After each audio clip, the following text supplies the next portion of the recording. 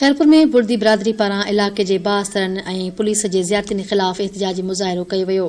ॻोठ ज़हीर ख़ान बुर्दी जे रहवासियुनि फ़ौजी मीर मोहम्मद अल्लाह यार दिलावर बुर्दी मोमिन बुर्दी इलाके जे बाअसरनि ऐं पुलिस जे ज़ियारतनि ख़िलाफ़ एहतिजाजी मुज़ाहिरो कयो। मुज़ाहिरो मूजिबि 5 ॾींहं अॻु ॻोठ मां गऊं ऐं बकरियूं चोरी करे विया हुआ, जंहिंजो पेरू पुलिस जे रूबरू खंयो वियो हुयो।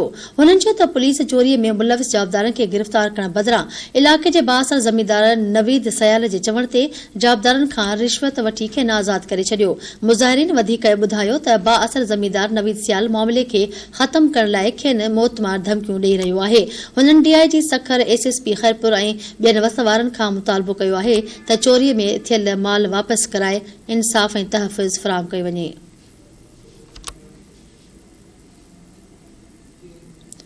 वारह में मारफाणी बिरादरी पारां पुलिस जे नाजाइज़नि ख़िलाफ़ एहतिजाजी मुज़ाहिरो कयो वियो।